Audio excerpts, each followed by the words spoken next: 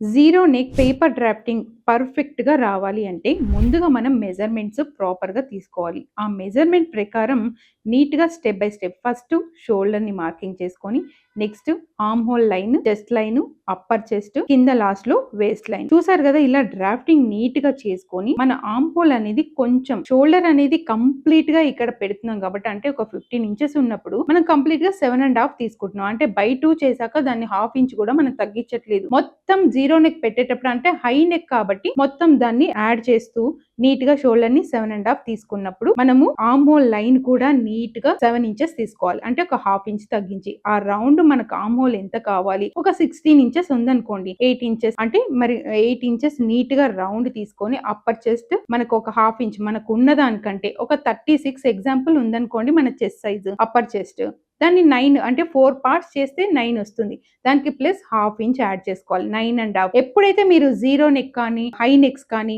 ఇట్లా boat necks కానీ ఇట్లా క్లోజర్ నెక్స్ ఎప్పుడైతే మీరు యూజ్ చేస్తారో దానికి సైడ్ లో మీరు కంపల్సరీగా అప్పర్ చెస్ట్, చెస్ట్, వేస్ట్ ఈ 3 పార్ట్స్ లో హాఫ్ ఇంచ్ కంపల్సరీగా మీరు యాడ్ చేసుకోవాల్సిందే. ఒక హాఫ్ ఇంచ్. ఎందుకంటే మనకి పర్ఫెక్ట్ ఫిట్టింగ్ రావాలి అంటే నీట్ గా ఇలా చెప్పిన చిన్న చిన్న టిప్స్ ద్వారా చాలా అందంగా మనం నీట్ గా బ్లౌజ్ డిజైన్ చేసుకోవచ్చు. నెక్స్ట్ మనం బ్యాక్ సైడ్ రౌండ్ తీసుకుంటాం. కంప్లీట్ గా దాన్ని కీ హోల్ ఇచ్చుకోవచ్చు, లేదు అంటే రౌండ్, దాంతో పాటు స్కాలప్. ఇప్పుడు బాగా ట్రెండీలో ఉన్న స్కాలప్ తోటి మనం ఎలా డిజైన్ చేసుకోవాలి చూసారు కదా. ఇది పెయింటింగ్ ఉంది కాబట్టి ఇక్కడ జీరో నెక్ మనం ఇవ్వడం జరిగింది. ఈ పెయింటింగ్ బ్లౌజ్ అందంగా ఉండాలి అంటే హై నెక్ ప్రిఫర్ చేస్తే మరింత అందంగా ఉంటుంది. ఎందుకంటే దానికి తగ్గట్టు మనం ఇలా డిజైన్ చేస్తున్నాం కాబట్టి స్టెప్ బై స్టెప్ నీట్ గా మెజర్మెంట్ తో ఎప్పుడైతే డ్రాఫ్టింగ్ చేస్తామో అప్పుడు పర్ఫెక్ట్ గా వస్తుంది. ఫస్ట్ మీరు ఎప్పుడైతే స్టార్టింగ్ ఉంటారో అంటే స్టార్టింగ్ ప్రాక్టీస్ చేస్తూ ఉంటారో వాళ్ళందరూ పేపర్ డ్రాఫ్టింగ్ ని ప్రాక్టీస్ చేయండి. నెక్స్ట్ ఫ్యాబ్రిక్ మీద అదే సేమ్ యాజ్ టీజ్ గా పేపర్ మీద పెట్టుకున్నప్పుడు అందంగా కనిపిస్తుంది. ఇలా స్టెప్ బై స్టెప్ తీసుకున్నప్పుడు మరింత అందంగా కనిపిస్తుంది. బ్యాక్ పార్ట్ అయిపోయింది. ఇప్పుడు ఫ్రంట్ పార్ట్. ఈ ఫ్రంట్ పార్ట్ లో స్కాలప్ ఇచ్చి అందంగా కీ హోల్ ఇచ్చాం. మరి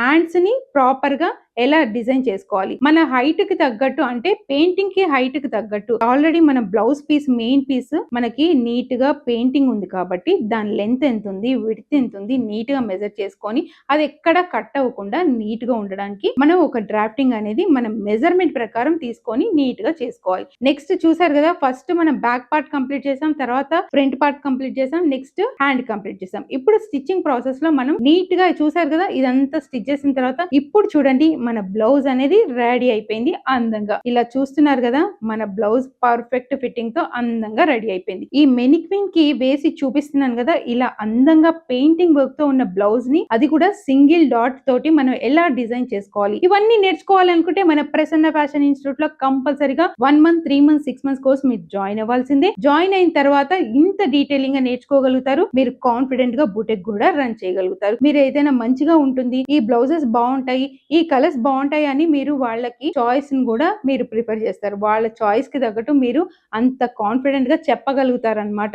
మన ప్రసన్న ఫ్యాషన్ ఇన్స్టిట్యూట్ లో మనం ఇంత అందంగా నేర్పించగలుగుతాం. మరి చూసారు కదా, ఇంకా డీటెయిల్స్ కోసం స్క్రీన్ మీద కనిపిస్తున్న నెంబర్ కి వెంటనే కాంటాక్ట్ చేయండి. దీంతో పాటు మీరు పర్సనల్ గా ఏదైనా డిజైన్ చేయించుకోవాలి అనుకుంటే ఏదైనా అకేషన్స్ కి మేము డిజైన్ చేస్తాము. మరి దాని డీటెయిల్స్ కూడా ఈ స్క్రీన్ మీద కనిపిస్తున్న నెంబర్ కి వెంటనే కాంటాక్ట్ చేయండి.